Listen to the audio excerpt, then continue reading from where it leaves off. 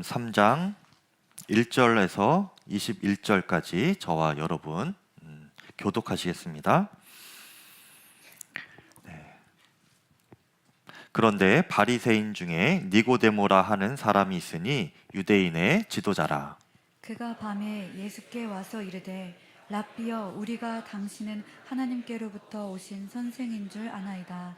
하나님이 함께 하시지 아니하시면 당신이 행하시는 이 표적을 아무도 할 수 없음이니이다. 예수께서 대답하여 이르시되 진실로 진실로 내게 이르노니 사람이 거듭나지 아니하면 하나님의 나라를 볼 수 없느니라.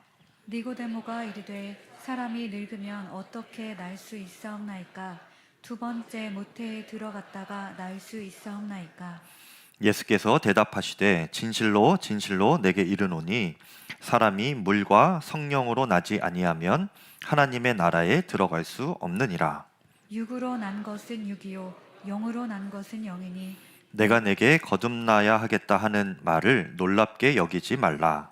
바람이 임의로 불매 내가 그 소리는 들어도 어디로 와서 어디로 가는지 알지 못하나니 성령으로 난 사람도 다 그러하니라. 니고데모가 대답하여 이르되 어찌 그러한 일이 있을 수 있나이까? 예수께서 그에게 대답하여 이르시되 너는 이스라엘의 선생으로서 이러한 것들을 알지 못하느냐? 진실로 진실로 내게 이르노니 우리는 아는 것을 말하고 본 것을 증언하노라. 그러나 너희가 우리의 증언을 받지 아니하는도다. 내가 땅의 일을 말하여도 너희가 믿지 아니하거든 하물며 하늘의 일을 말하면 어떻게 믿겠느냐? 하늘에서 내려온 자 곧 인자 외에는 하늘에 올라간 자가 없느니라. 모세가 광야에서 뱀을 든 것 같이 인자도 들려야 하리니 이는 그를 믿는 자마다 영생을 얻게 하려 하심이라. 하나님이 세상을 이처럼 사랑하사 독생자를 주셨으니 이는 그를 믿는 자마다 멸망하지 않고 영생을 얻게 하려 하심이라. 하나님이 아멘. 하나님의 말씀입니다. 제가 수련 목회자로 한 교회에 면접을 볼 때에 면접 질문 중에 이런 질문이 있었습니다. 복음을 드러내는 성경의 가장 핵심적인 구절이 무엇이라고 생각하느냐, 그래서 암송해 볼 수 있겠느냐, 그런 질문이었어요. 여러 질문 중에 이제 거의 마지막 때쯤 되는 그 질문이 그런 질문이었는데요. 제가 당황하지 않고 그렇게 바로 암송한 구절이 바로 오늘 본문에 나오는 요한복음 3장 16절 말씀입니다. 성경 중에 성경이라고도 하고요, 복음의 정수이다라고 하는 구절이 바로 요한복음 3장 16절 말씀입니다. 여러분들도 교회 학교 때부터 이 요한복음 3장 16절을 다 듣고 또 암송하며 자라셨을 터니까 다 암기하고 있으시겠죠? 네, 우리 함께 암송해 볼까요? 자, 시작. 하나님이 세상을 이처럼 사랑하사 독생자를 주셨으니 이는 그를 믿는 자마다 멸망하지 않고 영생을 얻게 하려 하심이니라. 아멘. 요한복음 3장 16절 이 말씀입니다.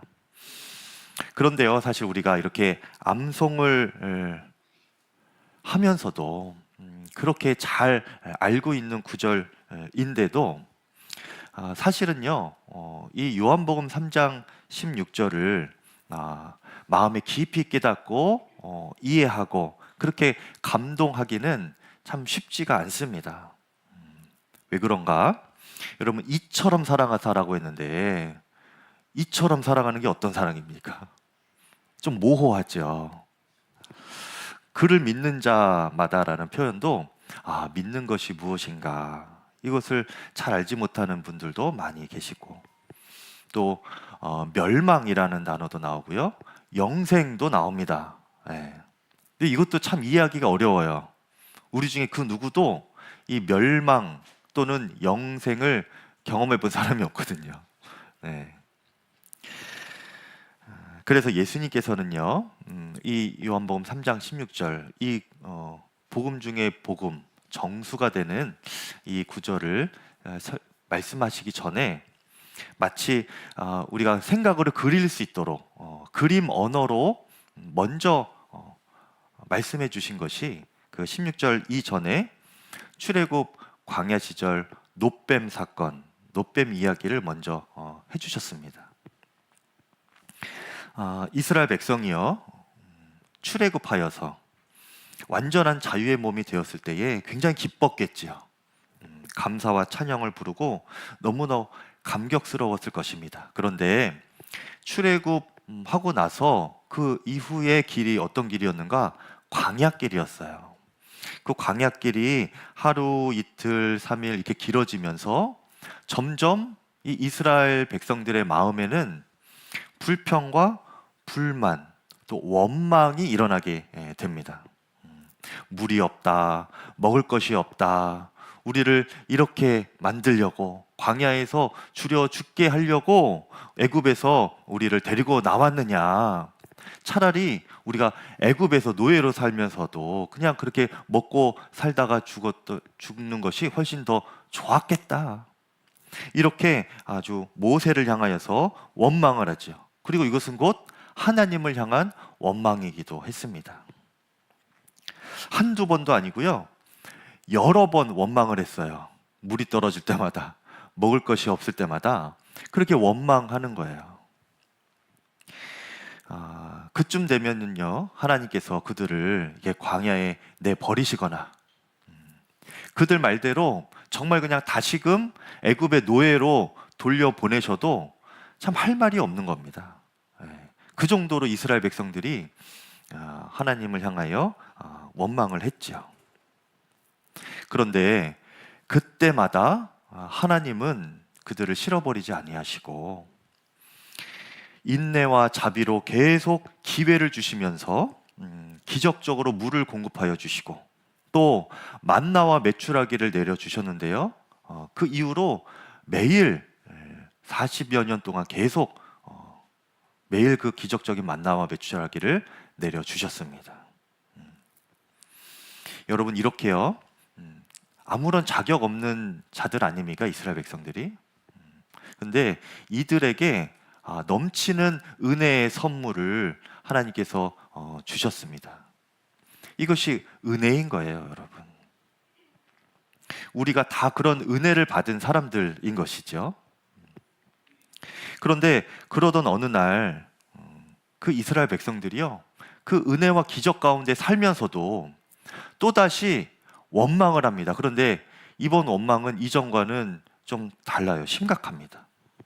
어떻게 원망하는가? 민수기 21장 5절 말씀에 백성이 하나님과 모세를 향하여 원망하되 어찌하여 우리를 애굽에서 인도해 내어 이 광야에서 죽게 하는가? 이곳에는 먹을 것도 없고 물도 없도다. 우리 마음에 이 하찮은 음식을 싫어하노라. 이렇게 불만을 해요. 지금 만나와 메추라기를 매일 먹고 있는 상황임에도 불구하고 이들이 이렇게 불평과 원망을 하는 겁니다. 먹을 것도 없고 물도 없도다. 여러분 여성분들이요, 집안에 옷장을 열면서 입을 옷이 없다. 걸려있는 게 옷인데 입을 옷이 없다. 이렇게 말하는 게 진짜 없는 겁니까? 아니죠. 옷이 있는데 내 마음에 드는 게 없다는 거예요, 여러분. 이스라엘 백성들이 지금 만나와 메추라기를 좀 먹고 있는데 충분한 주님의 은혜 가운데 살고 있는데 없다 이렇게 불평하고 원망한 건 뭐예요? 내 마음에 들지 않는다는 겁니다. 특별히 여러분, 이 만나와 메추라기는 정말 하나님께서 은혜로 공급해 주신 귀한 선물입니다. 특별히 하나님께서 베풀어 주신 은혜죠. 근데 이 은혜의 선물을 이 이스라엘 백성들은 어떻게 취급해요? 하찮고 보잘것없는 음식, 형편없는 음식이라고 하면서 불평하는 겁니다. 마치 음식점에 가면 진상 고객이 그 음식점의 종업원을 이렇게 하대하며 불평하는 것처럼 그렇게 지금 불평하는 거예요. 이런 보잘것없는 음식, 이 형편없는 음식을 나보고 먹으라고? 고기 가져와, 고기! 이런 지금 태도를 보이는 것이 이스라엘이 하나님 앞에 하고 있는 원망인 것입니다. 여러분, 이것을 네 글자로 배은망덕이라고 하죠. 배은망덕. 은혜 입은 것을 잊고 도리어 배신하는 행위가 이 배은망덕인데요. 이스라엘 백성들은요, 하나님께서 주신 은혜를 어느새 잊어버리고 그 하나님을요, 마치 내 아랫사람처럼 지금 대하고 있는 겁니다. 내 마음대로 되지 않는 하나님에 대해서 지금 화를 내고 불평하고 있는 것이 바로 그런 것 아닙니까, 여러분? 이스라엘 백성들이 원망하는 마음의 본질은요, 하나님을 하나님처럼 여기지 않는 거예요. 내 마음처럼 되지 않는 하나님에 대한 짜증과 불평을 이런 원망으로 하는 것이지요. 그런데 이것은 단순히 사람과 사람이 원망하는 차원이 아니고요. 하나님께 원망하는 것, 이것은 심각한 영적인 죄입니다. 창조주 하나님과 이스라엘 백성들인 거예요. 그런데 이 이스라엘 백성들이 하나님을 그렇게 종업원 부리듯이 하대하고 내 마음대로 안 된다고 해서 짜증내고 원망을 하는 것은요, 이 질서를 뒤집어 버리는 겁니다. 내가 하나님이 되고 하나님이 내 종이 되는 거예요. 관계를 완전히 깨뜨리는 영적으로 심각한 죄를 짓게 되는 것이죠. 여러분, 우리가 배은망덕한 성도가 되지 않기를 바랍니다. 디모데전서 4장 4절에 보면 하나님이 지으신 모든 것은 선함에 감사함으로 받으면 버릴 것이 없다 그랬어요. 제가 너무나 좋아하는 구절이기도 한데, 여러분, 하나님께서 우리에게 은혜로 주신 것이 바로 지금 우리가 지금 앉아있는 이 삶입니다. 우리가 존재하는 지금 이 순간 하루하루 자체가 하나님의 풍성한 은혜 가운데 지금 살아가고 있는 거예요. 여러분, 이것을 깊이 깨닫고 이 큰 은혜를 감사함으로 받으시기를 바랍니다. 그래서 버릴 것이 없는 인생이 되기를 바라요. 하지만 그 은혜를 은혜로 깨닫지 못하고 감사함으로 받을지 모르는 인생은 스스로 그 하나님과의 관계를 끊어버리는 것과 같습니다. 영적인 질서를 뒤집어 버리는 것이고요, 영적인 죄를 짓는 것이죠. 그런 이들은 더 이상 소망이 없는 겁니다, 여러분. 그런 이스라엘에게 하나님께서 독사를 보내십니다. 그래서 수많은 사람들이 물려 죽어가게 돼요. 그런데 그렇게 이스라엘 백성들이 죽어갈 때에 모세가 정말 간절하고 다급하게 하나님께 살려달라 살려달라 그렇게 중보하며 매달리고 기도합니다, 여러분. 그리고 그 기도를 들으신 하나님께서 모세를 통하여서 명령하시기를, 일어나서 너희가 노수로 뱀을 만들어라, 구리로 뱀을 만들어서 장대에 달아서 높이 들어라. 그리고 그 장대에 달린 그 놋뱀, 구리범을 쳐다보는 사람마다 살아날 것이다, 그렇게 말씀해 주세요. 그리고 그 말씀대로 놋뱀을 바라본 자들이 다 살아났습니다. 예수님께서 이 놋뱀 이야기를 유대인들에게 하실 때는 유대인들은 다 알고 있죠. 자신들의 조상들의 이야기니까. 이 놋뱀 이야기를 하시면서 14절과 15절에 이렇게 말씀하신 겁니다.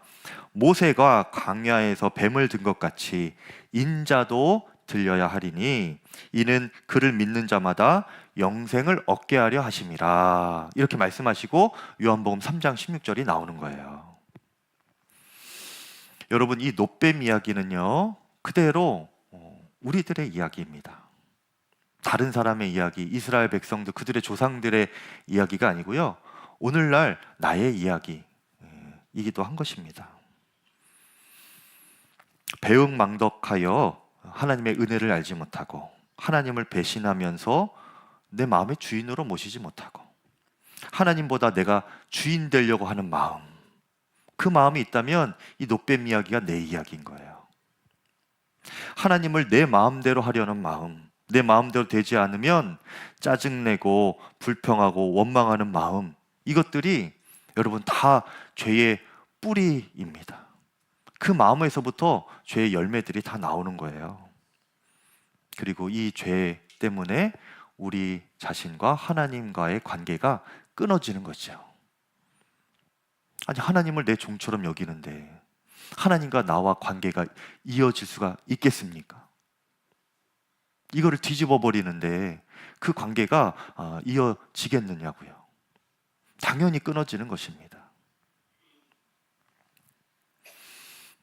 내가 나의 주인 되려고 하고 하나님을 내 종처럼 여기려고 하는 내 지독한 자아 때문에, 그 죄의 뿌리 때문에 우리는 다 주님과 관계가 끊어지고 결과는 죽음과 멸망인 것입니다. 다 지옥에 가야 되는 거예요. 하지만 그럼에도 불구하고 예수님께서는요, 모세처럼 우리를 위하여 중보자가 되어 주십니다.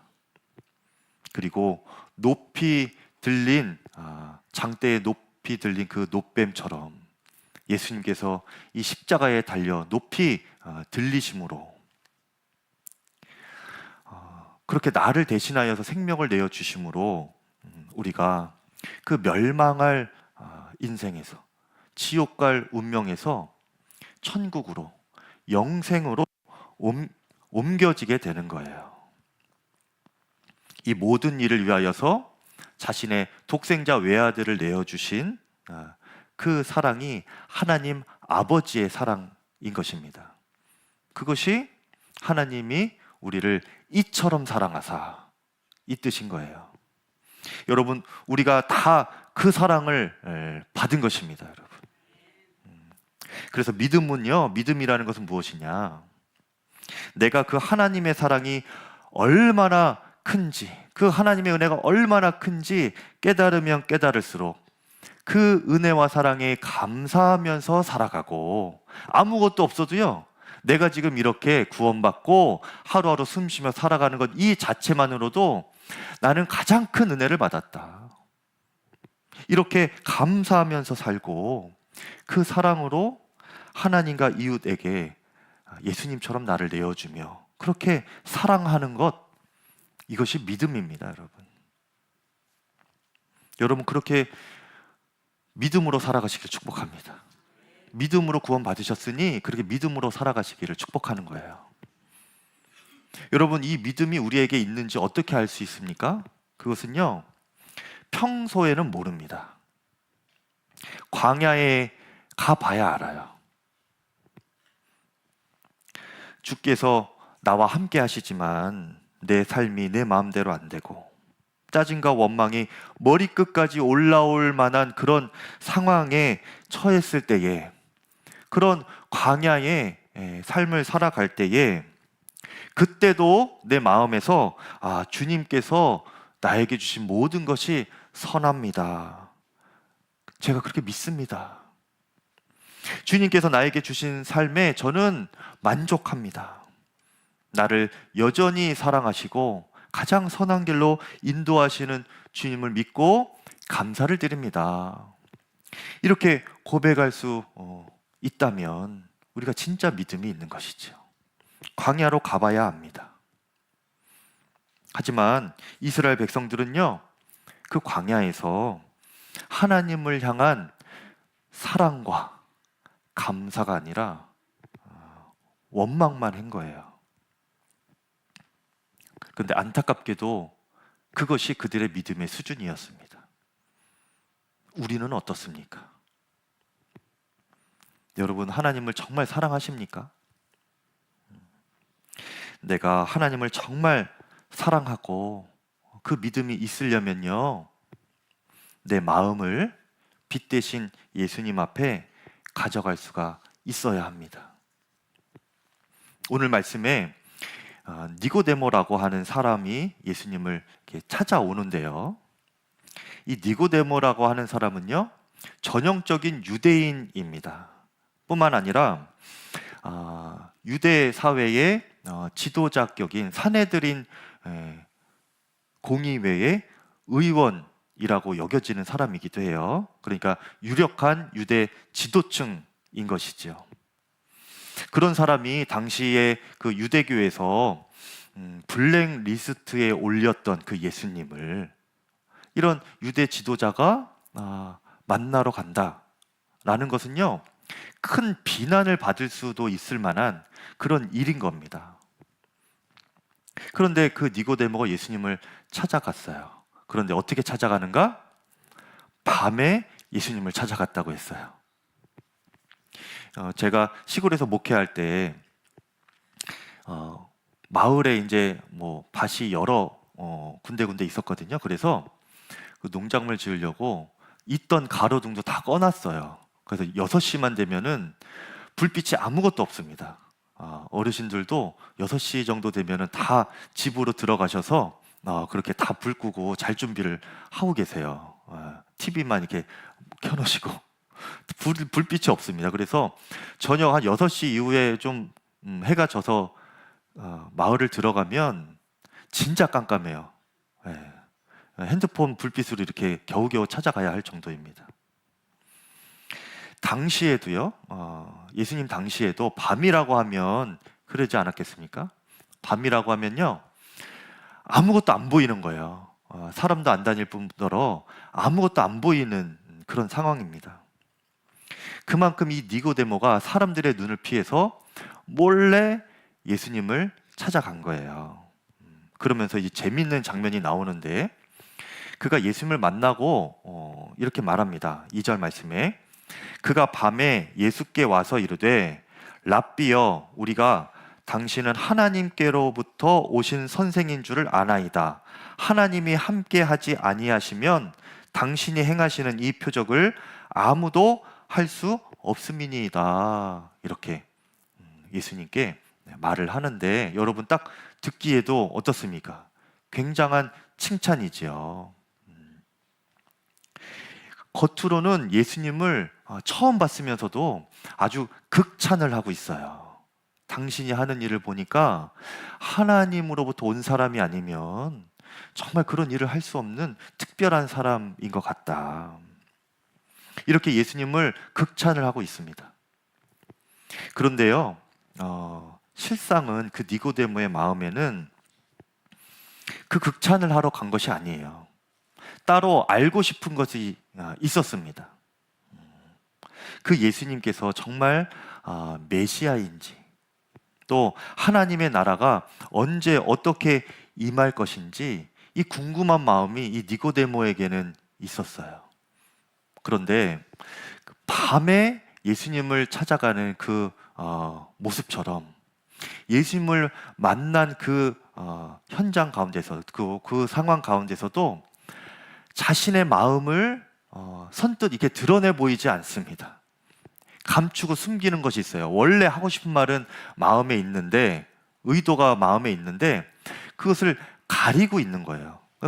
겉으로는 예수님을 극찬하는 것으로 포장하고 있는 거죠. 그것이 지금 초반에 예수님을 대면하였던 니고데모의 믿음의 수준입니다. 여러분, 온전치 못한 믿음은요, 이렇게 예수님 앞에서 완전히 마음을 열지 못하고 숨깁니다. 예수님의 진리의 빛 앞에서 그 마음에 악한 죄성이 드러날까 두려운 마음이 육신을 가진 사람의 마음에는 있는 거예요. 또 그 죄가 은근히 좋아요. 그래서 그 죄를 일단 덮어놓고, 내 마음에 덮어놓고 여전히 내가 이 죄 가운데 살고 싶어하는 악한 본성이 육신 안에 있는 것입니다. 그래서 이게 드러나는 것이 싫은 거예요. 드러나면 이것이 해결이 돼야 되니까. 그래서 예수님의 진리의 빛 앞에 사람은 선뜻 자신의 마음을 드러내지 못하는 것입니다. 그것이 니고데모의 마음 상태였어요. 20절 보니까 악을 행하는 자마다 빛을 미워하여 빛으로 오지 아니하나니 이는 그 행위가 드러날까 함이요 라고 했습니다. 여러분, 우리가 주님 앞에, 적어도 주님 앞에서는 숨기는 것이 없는 성도가 되기를 바랍니다. 여러분, 우리가 심지어 기도를 하면서도요, 우리 마음에 숨기고 또 의도를 감추고 믿음 좋은 척, 또 하나님을 찬양하는 척, 주의 일을 헌신하는 척하며 기도할 때가 있어요. 심지어 기도할 때에도. 근데 그래봤자 소용이 없습니다, 여러분. 우리의 마음을 다 꿰뚫어 보시는 예수님은 우리의 의도를 다 아세요. 우리 자신보다 우리의 마음을 더 잘 아시는 분이 주님이십니다. 존 비비어 목사님이라고 계시는데요, 굉장히 유명한 기독교 저술가이기도 하고 영향력 있는 미국 목사님이십니다. 책들을 많이 쓰셨는데 그 책 중에 이런 내용이 있어요. 이 존 비비어 목사님께서 처음 목회를 시작하실 때 거의 매일 아침 한두 시간씩 기도하면서 하루를 시작하셨다고 해요. 그렇게 이제 사역을 하셨다는 거죠. 그 기도의 내용은 무엇이었는가? 하나님, 영혼을 구원하고 병자를 치유하고 귀신을 쫓는데 저를 사용하여 주시옵소서. 이런 기도 내용들이었던 거예요. 그렇게 기도를 드리면서 이 존 비비어 목사님이 마음으로는 나는 참 이타적인 기도를 하는 사람이구나, 스스로 만족하기도 했지요. 주님을 위하여, 사역을 위하여, 많은 사람들을 위하여 기도하는 자신에 대해서 뿌듯해하기도 한 겁니다. 그런데 그러던 어느 날 기도하던 중에 하나님께서 그 목사님의 마음에 충격적인 것을 깨닫게 하셨다는 거예요. 마음에 이런 음성이 들리는 것 같았답니다. 하나님께서 목사님에게 너의 기도는 이기적이고 잘못되었다.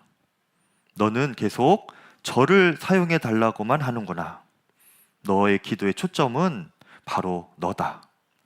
하지만 내가 너를 창조한 주된 목적은 너를 통해 영혼을 구원하거나 귀신을 쫓아내거나 병자를 치유하는 것이 아니다. 나는 나와의 친밀함을 위하여서 너를 창조했다. 이것이 내가 너를 창조한 목적이다. 이렇게 말씀하셨다는 거예요.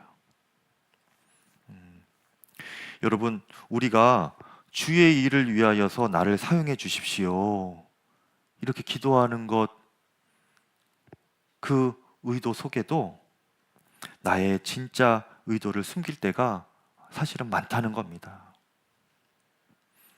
그리고 그것이 하나님께 가까이 가는 것을 가로막고 하나님을 사랑하고 더 믿고 주님과 깊이 사귀는 친밀한 관계 가운데 들어가는 것을 방해하는 거예요. 내 안에 가려진 것이 무엇이 있습니까, 여러분? 나도 모르게 내가 주님 앞에, 진리의 빛 앞에 드러내지 못하고 있는 것이 무엇이 있습니까? 그것 때문에 주님께 다가가기조차 너무도 두려워지고 망설여지는 것이 무엇이 있습니까? 이것이 당대 유대 최고 지도자 중에 한 사람이었던 그 니고데모의 신앙의 실상이었고요. 또 육신의 죄성으로 살아가는 우리 모두의 실상이기도 합니다. 근데 하나님은 그런 마음을 거부하세요. 거북해 하시면서 받지 않기를 원하시지요. 존 비비어 목사님에게 말씀하셨던 것처럼 나는 그런 마음 원하지 않는다. 겉으로 아무리 나를 위하여 사는 척해도 나는 다 안다. 내가 원하는 것은 그것이 아니다. 마음을 열고 나 하나만 바라보고 하나님을 사랑하고 뜨겁게 열망하는 그 관계를 원한다. 하나님은 그렇게 원하시는 거예요. 하지만 우리는 육신으로, 죄성으로 살면서 너무나 숨기는 마음이 많이 있는 것이지요. 그래서 예수님께서는 우리가 그 육신으로 살지 말고 영으로 살도록 성령으로 거듭나게 하십니다. 우리는 다 육신으로 살고 있어서 육신의 한계를 입고 살아요. 누구나 한 번 다 태어났지요. 육신의 죄성 가운데 어쩔 수 없이 얽매이면서 살아가게 되어 있습니다. 이것이 우리의 연약함이에요. 우리의 지금 실상입니다, 여러분. 거부하고 부정하려고 해도요, 나는 다릅니다, 나는 깨끗합니다, 나는 아무 죄 없습니다, 그렇게 말하고 싶어도요, 여러분, 하나님은 다 아세요. 그런데 하나님은 우리를 그런 절망적인 상황에 그냥 두시지 않고 다시 태어나게 하시는데 우리의 영을 새롭게 하시는 겁니다. 그것이 거듭남이에요. 성령으로 거듭나게 하시는 겁니다. 8절 말씀에 바람이 임의로 불매 내가 그 소리는 들어도 어디에서 와서 어디로 가는지를 알지 못하나니 성령으로 난 사람도 다 그러하니라 말씀하였는데요. 여기서 바람이 임의로 불매라고 했는데 임의로라는 것이요, 뜻대로라는 의미이죠. 자신의 의지대로. 성령님은 이 바람과 같이 보이지는 않지만, 우리 눈에 보이지는 않지만 분명히 존재하시고 그 역사하심이 드러나시는 분이시긴 한데, 그 역사하심이 성령님의 뜻대로 그분의 주권대로 일어난다는 것입니다.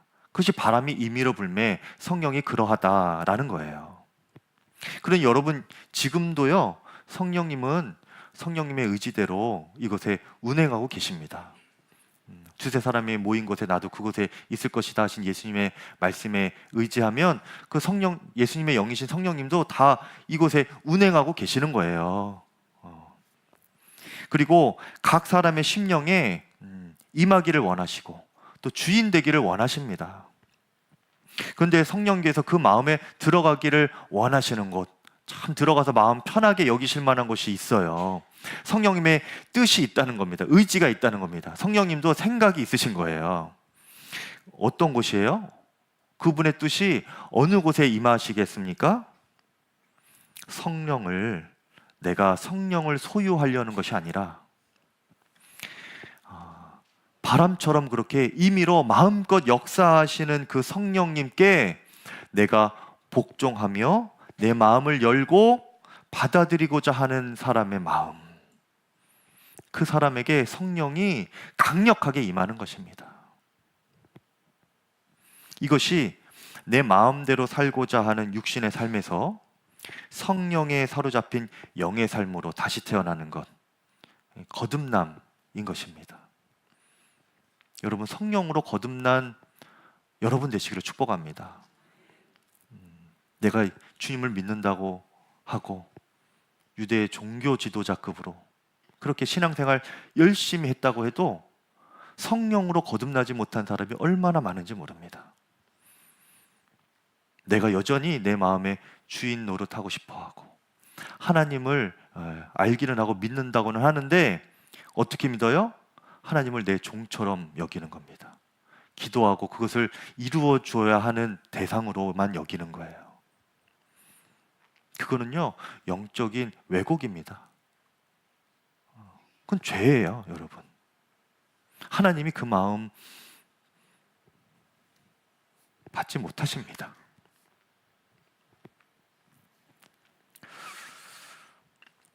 성령으로 거듭나야 돼요. 그렇게 성령을 모시면서 거듭난 사람은 더 이상 주님 앞에 숨기지 않습니다. 아니, 숨길 수가 없습니다. 21절 말씀에 진리를 따르는 자는 빛으로 오나니 이는 그 행위가 하나님 안에서 행한 것임을 나타내려 함이라 라고 했어요. 나타내려 함이라. 하나님, 제가 성령님께만 무조건 순종합니다. 제가 이것 됐어요, 이것 됐어요, 이렇게 나타내고 싶어 한다는 거예요. 가리는 게 하나도 없다는 겁니다. 완전히 성령님께 순종하는 사람은 이렇게 할 수 있지요. 그런데 죄를 따르고 싶고 죄를 좋아하고 숨기고 싶어하는 사람은 못해요. 이것을 드러날까 두려워합니다. 주님께 다가가지도 못합니다. 드러날까 봐. 여러분, 정말 성령님으로 거듭나는 우리 자신이 되기를 바라고요. 진리의 성령님과 말씀의 빛 가운데 자신을 그렇게 드러내고 회개하며 말씀대로 순종하는 저와 여러분 되시기를 축복합니다.